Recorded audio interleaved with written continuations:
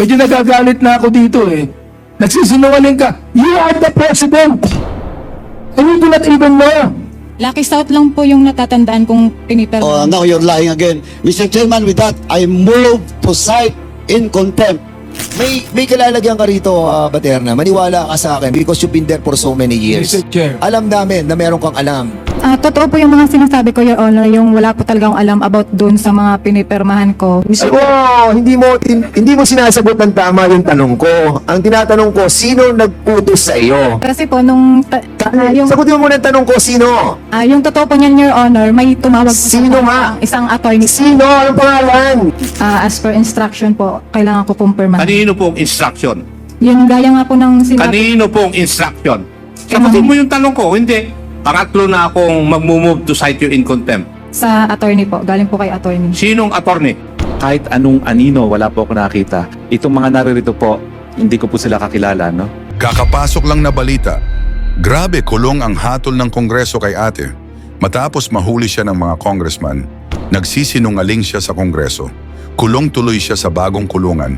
Sa mga hindi nakakaalam, si Ronalyn Baterna ay dati lang daw ordinaryo empleyado dito sa kumpanyang Lucky South 99. Pero bakit siya pumipirma sa papeles ng Pogo? Ginawang corporate secretary na daw kasi siya.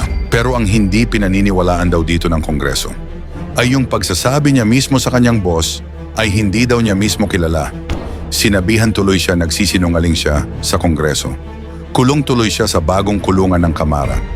I would like to ask a question to her, Mr. Chair. Si Miss Baterna, Ronalyn Baterna. Miss Paterna, hindi po ba kayo pinressure na maging member na maging incorporator? Yung po ba ay ayon sa inyong kalooban o pinressure kayo? Sapagkat kanina binanggit ninyo, wala kayong alam eh. Wala po talaga akong alam kasi yung instruction po sa akin, parang dagdag lang po talaga siya sa trabaho ko po na magpipirma lang daw po. Therefore, Mr. Chair, kung yan dagdag niyo, hindi po dagdag na responsibility niyo maging incorporator. Kung hindi mo alam yan, ibig sabihin, inaamin mo sa committee ito, you were pressured to be a part of the corporation. Pinressure kayo. Aminin nyo na po dito na you were pressured. Hindi naman po. Ayon sa Kasi po yung instruction po sa akin talaga That's what I'm saying, Mr. Chair, no?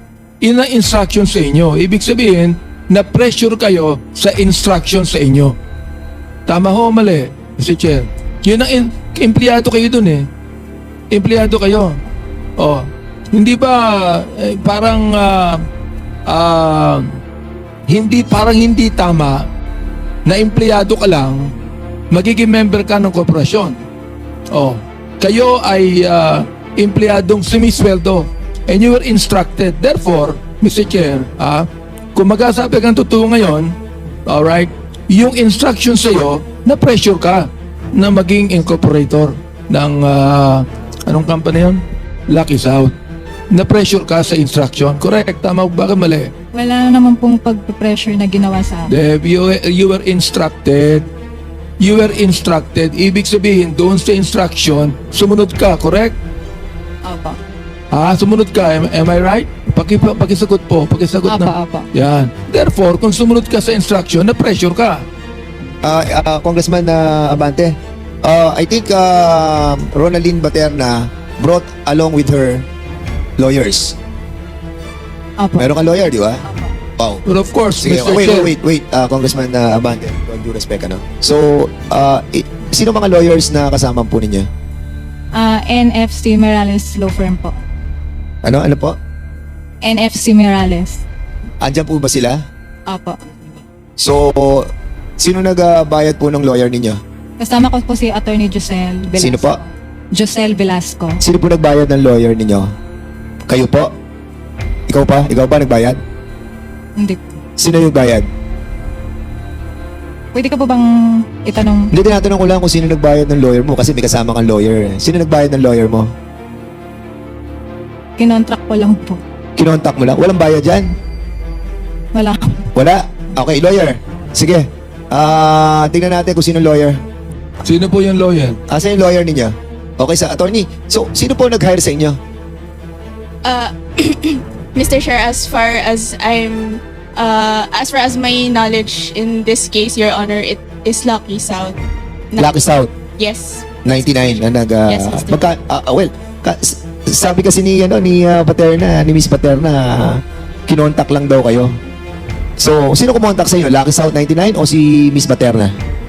Mr. Chair, I am only a junior associate of the law firm, Your Honor. So, as far as that matter is concerned, Your Honor, it is... Pero Lucky South po ang nag-contact sa inyo. Yes, Your Honor. So, ang ibig sabihin, sinungaling si Paterna? Kasi sabi niya, kinontak ka niya eh. Kinontak ka ba niya? Your Honor, we were in communication with Miss Baternan. So, siya ang kumontak sa inyo? We were in... Siya ba yung kumontak o other people from the Lucky South 99? Siya ba o others?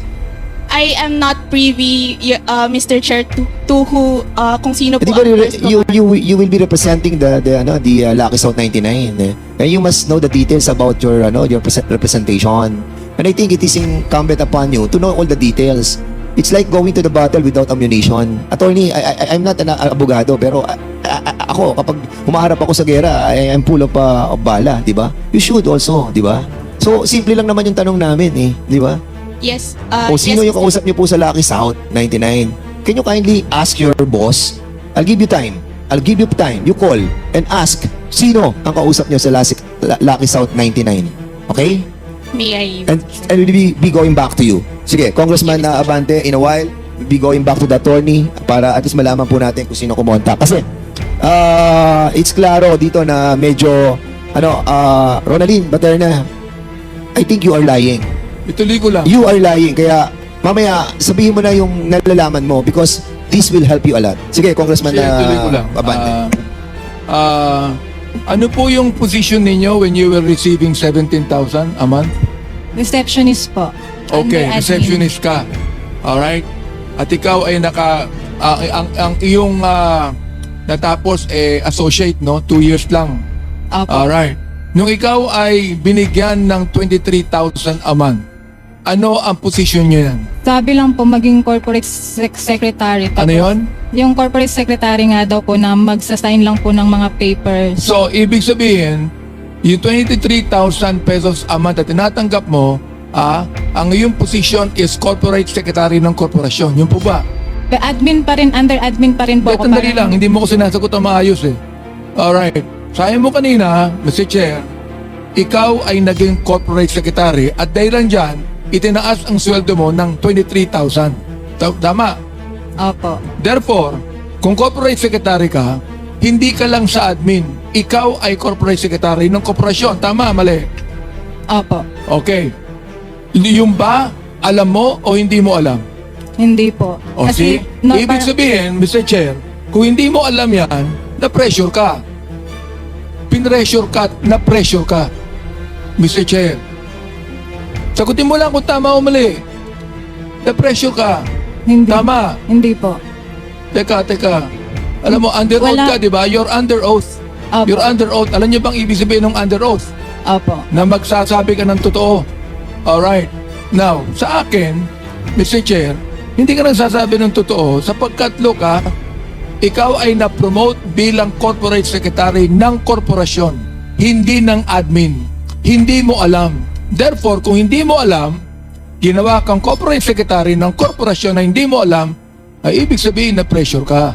Hindi naman po kasi nga po yung instruction po sa akin is parang dagdag trabaho lang na ang pagkakaalam ko po is parang clerical work lang po siya na magsasign po ng mga paper. Mr. Chair, I think that Miss Paterna is even confused on her position and that I believe she was pressured and that she is not actually answering right. I do not know if her lawyer was the one that told her that. Hindi ko po alam. Hindi mo alam. Miss Ronaldin Baterna, again, alam mo, baka we will be forced to cite you in contempt kasi kanina nagsinungaling ka na sinabi mo na ikaw ang kumontak, But unfortunately, the line of questioning of Congressman Abante leads to something pero you're refusing to answer. And alam mo, kung bago ka lamang dyan, we will be considerate. Kasi 5 taong ka na dyan eh. Miss Paterna, naawa ako sa iyo kasi hindi mo alam eh. Marami kang hindi alam. Ibig sabihin, ibahin ko yung question ko. Ibig sabihin, nagamit ka. Tama o mali? Hindi mo alam eh. Nagamit ka, correct? Tama o mali? Hindi ko... Normal na Ano po yun? empleyado. Ano po yun? Normal na empleyado lang po talaga ako sa Lucky South. Well, So parang look, wala po akong alam sa mga ano po nila, sa mga pinaggagawa po. Ang korporasyon po na kinabibilangan ng mga foreigners, ang 60% po niyan dapat Pilipino. Ang 40% dapat foreigners. So ilan po ang share ninyo? Ilan ang share ninyo sa korporasyon na yan? Wala po. So corporate secretary ka, incorporator ka, pero wala kang share, correct? Wala po. Sino ang may hawak ng 60% share? Hindi ko po alam. Sino ang ibang Pilipinong incorporator dyan? Hindi ko po sila kilala, sir. Chair, may establish dito, hindi niya alam kung sino yung mga Pilipino incorporator at hindi niya alam dapat ang korporasyon sa Pilipinas merong 60% share ng Pilipino, 40% ang share ng foreigner. Sino po yung foreigner na merong share dyan na incorporator? Hindi ko po alam, sir. So hindi mo yun alam kung sino yung Chinese na incorporator dyan. Hindi po. Hindi mo kilala kung sino ang presidente at chairman ng korporasyon? Hindi po. So, corporate secretary ka, ikaw ang nililista ng lahat, ikaw ang nagre-record ng lahat, pero hindi mo alam ang pangulo ng korporasyon. Hindi po. Kasi hindi po ako yung nag-prepare ng Kaya lang, hindi, papel. ikaw ang corporate secretary, Mr. Chair. So ito establish natin, hindi mo kilala ang presidente ng korporasyon. Hindi po. Hindi mo rin kilala ang chairman ng korporasyon. Hindi po. Hindi mo rin kilala ang mga Filipino incorporators. Hindi rin po. Mr. Chair, tinasubmit ko sa committee ito ang testimony ni Ms. Paterna na siya po ay ginamit at na-pressure kahit hindi niya inaamin. Mr. Chair. Congressman Batbante, I think this person is withholding her knowledge about a lot of things. I truly believe on that. Why? Because he's been there for 5 years. 5 taon na sila magkakasama. At kung titignan mo ang mga dokumento, mula nung una na ginawa pa lamang po yung Lucky South 99 Outsourcing Incorporated, isa na siya doon. Naging Lucky South 99 group pa yan. Tapos naging corporation. And now, you're denying na wala kang alam. And I believe dito medyo pinaiikot tayo nito. And I'll be holding back yung ating nararamdaman sa ngayon because I believe medyo itong si Ronaldin Baterna being there for the longest time, no? We don't believe that you don't know the president. You don't know the members. You don't know the other incorporators. You don't know Cassandra Ong. Cassandra Ong, kilala ko po siya. Gaano mo na siya katagal kasama? Nakikita ko lang po siya, sir, kasi di ba? Nakakita mo siya, nakakausap. Hindi po. Hindi mo siya nakakausap for 5 years? Hindi po. Alam mo, nagsisinungaling talaga tong batang to eh. Mr. Chair, And I believe that may kalalagyan ka rito, Baterna. Maniwala ka sa akin because you've been there for so many years. Mr. Chair, Alam namin na meron kang alam. So be honest. Mr. Chair, Yes, Congressman Abante. I would disagree with you on holding back. I'd like to make a motion that we put Ms. Paterna in contempt of this committee until such time that she tells us the truth about the corporation. So I move, Mr. Chair. Anyway, Miss Paterna, may motion na po. Naintindihan mo ba yung contempt motion ni Chairman Abante? Lucky South lang po yung natatandaan kong pinipirma. Oh, now you're lying again. Mr. Chairman, with that, I move to cite in contempt for violation of Section 11, Paragraph C. Mr. Chair, Refusal to answer pertinent question or lying, Mr. Chairman. Mr. So move, Chair. Mr. Chairman. Mr. Chair, Congressman Abante, you are I'm recognized. still on with my interpellation. Before we act on the motion of Chairman Paduano, I would like to ask again, Miss Paterna, kung ngayon naniniwala siya na ginamit lamang siya ng korporasyon. Will you answer please? Siguro po. Hindi siguro. Kung ginamit ka ngayon, nakikita mo na di ba? Nakita mo na, no? Hindi ka naman bobo matalino ka So tinatanong kita, kung ngayon na-realize mo na ginamit ka ng korporasyon. Opo. Yan, okay. Mr. Chair, I'd like to manifest that Miss Paterna has finally admitted that ginamit lamang siya ng korporasyon. Alam ko po kasi yung Whirlwind tsaka Lucky South, yun lang po. Yung masasabi. At least And then, do you confirm na una, nasa Whirlwind ka?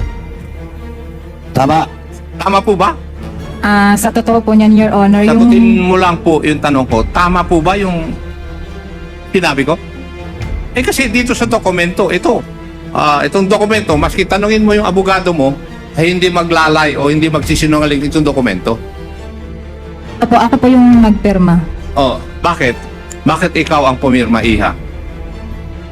As per instruction po, kailangan ko pong pirma. Kanino pong instruction? Yung gaya nga po ng sinabi. Kanino pong instruction? Sagutin mo yung tanong ko, hindi. Pangatlo na akong mag-move to cite you in contempt.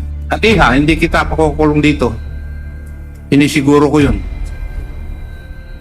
Sa attorney po, galing po kay attorney. Sinong attorney? Attorney Medina po. Attorney Medina. Medyo nagagalit na ako dito Nagsisinungaling ka. You are the president. And you do not even know. Ganong ibig sabihin ito? Niloloko mo ang committee ito?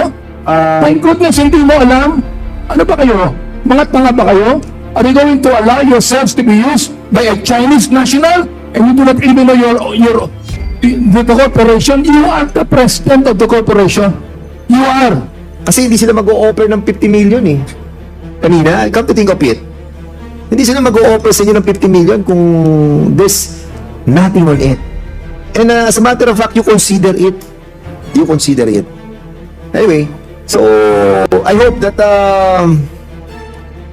yung puso ng ating kaibigan, si Chairman, Mr. Chair, there is a motion. There is a pending motion. So, Mr. Chair, before you... Congressman Barbers. Mr. Chair, before we focus on... We do not want this committee to be insulted further. We do not want that. Come on, we're not wasting our time here. We are working. We're not wasting our time here. And you are insulting this committee. Hindi ako nagagalit. Dynamic lang ako dito. Pero what I'm saying is true. We do not want this committee to be insulted by you people who come in here to lie before our faces. I'd like to ask Miss Paterna, ikaw ang corporate secretary, you were the ones that filed the incorporation papers, di ba? Si attorney po yung nagpa-file. Yes. And hindi ikaw ang nag-file. Hindi po, nagpipirma lang po. Nagpirma ka lang. Opo. Okay. Who told you to sign? Sa law firm po ng attorney. So therefore, it is the law firm that told you to sign. Yes po, tumatawag po sila pag may mga kailangan po. And you do not know who the owners of the corporation is. Hindi po. Now, let me, pwede mo tanong ulit. Let me ask, Attorney Roque, you do not even know this Lucky Corporation here. Wala po. No contact whatsoever. Kaya nga po vehement ang denial ko. Kahit anong anino, wala po ako nakita. Itong mga naririto po, hindi ko po sila kakilala, Kaya nga po, ang kakilala ko lang is yung Whirlwind, At yun naman po ang dokumentado na talagang umapir ako sa hukuman. Hindi po talaga madidinayan at nakipagbalitaktakan ako sa ngalan po ng Whirlwind. So, dito, kikita na natin yung pagsisinungaling mo. Mr. Chair. Diba? So ngayon, sino nag-utos sa iyo para makipag-coordinate sa NFC? Totoo po yung mga sinasabi ko, Your Honor, yung wala po talagang alam about doon sa mga pinipirmahan ko. Pero yung sa kanila po, ako po talaga yung Pero kanina sinabi mo hindi ka di ba? Mr. Chair. Walang. Yes, but wait. Let the chair finish first. So hindi mo sinabi kanina na ikaw nag-coordinate. But now sinasabi nila na ikaw nakipag-coordinate sa kanila. Di ba? So, now you will agree with me that ikaw talaga nakipag-coordinate sa kanila. And I'm asking you right now, kung ikaw nakipag-coordinate sa kanila, sino nag-utos sa iyo para makipag-coordinate ka sa abogado na ginagamit ng Lucky South? Sino? Ako po. Hindi mo sinasagot ng tama yung tanong ko. Ang tinatanong ko, sino nag-utos sa iyo para kausapin ang lawyer ng NFC para ipagtanggol kayo sa korte at samahan ka dito sa Kongreso? Sino nag-utos sa iyo? Kasi po, nung... yung, Sagutin mo muna ang tanong ko, sino? Kasi kanina, sinasabi mo, wala kang alam, hindi mo alam na ikaw presidente, hindi mo alam na ikaw ang corporate secretary, hindi mo alam yung mga pinirmahan mo. You are telling all these lies na sinasabi mo, wala kang alam. Now, suddenly, eto, ikaw, pumunta ka sa isang law firm. Ikaw nag-represent sa Lucky South 99. And telling them, oh, hinahire ko kayo bilang kayo magtatanggol sa amin. Pero meron ka palang ganitong klaseng authority. Ngayon ang tanong, sino ang nagsabi sa iyo na kausapin ang law firm na NFC? yung totoo po niyan, Your Honor, may tumawag po sa Sino nga? isang attorney. Sino? Anong pangalan? Si Attorney Abby po tumawag. Sino Tony Abe? Anong pangalan niya? Full name? And Abby lang po yung pagkakaalam kong name. Kasama sa Lucky South 99. And under po ng law nila, ng law firm. Tapos parang tumawag po siya para daw Ang po. patawag sa iyo ay yung sa law firm para sabihin sa iyo na makipag-coordinate ka sa sarili nilang law firm. Pero naloloko mo kami dito. Hindi po, di ba po ako po yung corporate sec. Okay? Tapos tumawag po si Attorney Abby sa akin. Na Sino tumawag sa iyo? Sa attorney ng law firm? Opo, attorney po ng law firm. Para? Tapos parang may inaano po siya na may pepermahan daw po ako na about nga daw po sa Lucky South. Hindi, kanina Ronaldin Baterna, ang sabi mo, babalikan natin. Ang sabi mo kanina, okay, tinatanong kita, sino nag-coordinate sa lawyer? Sabi mo, hindi mo alam, hindi ikaw. Sinanong namin yung lawyer mo. Ang sabi ng lawyer mo, nag-coordinate sa kanila para i-hire sila, ikaw. Tinatanong kita kanina dahil wala kang alam sa lahat ng mga korporasyon na to. Pinipirma ka lang. Tinatanong ko sa iyo, diba, inamin mo na ngayon, ikaw nagko-coordinate. Sino nga ang nagsabi sa'yo? Yung abogado mismo ng law firm para sabihin sa iyo na makipag-coordinate ka sa kanila? Is that what you're trying to tell us? Yes po. Ha? Pero hindi ko po alam kung sino po yung nakikipag-coordinate sa kanila na para tawagan po ako. So, Mr. Chairman. we decide. Yes, Congressman Mr. Aduan. Chairman, just this morning, I have a motion to contempt Ms. Baterna, but I hold it because we give her a chance now to answer truthfully. Well, in fact, I already explained what is contempt. Tinagalog pa natin. So, alam niya na. Alam niya na yung consequence ng pagsisinungaling sa hearing na to. So, with that, Mr. Chairman, I move to cite in contempt Ms. Baterna in violation of our internal rules, Section 11, paragraph C of our rules. The violation is refusal to answer questions from the members of this committee. In short, she is lying, Mr. Chairman. So move, Mr. Chairman. So, there's a motion to cite Ronaldin Baterna under Section 11. And there was a second motion by Congressman Acop. Any objection? Hearing no objection, Ronaldin Baterna is hereby cited in contempt. Mr. Chairman, So, the penalty. Congressman I give Paduano. the privilege to Chairman Congressman Acop. If you will recognize Chairman Acop Congressman. with regards to the detention. Please. Mr. Chair, I move that the penalty given to Ms. Ronaldin being cited in contempt for 30 days to be confined doon po sa bago nating custodial center inaugurated at 1:30 this afternoon. So move, Mr. Chair. Ngayon, ikaw, bilang Pilipino, ano ang masasabi mo at reaksyon sa balitang ito? Mag-iwan ka ng komento sa ibaba at atin pong babasahin isa-isa.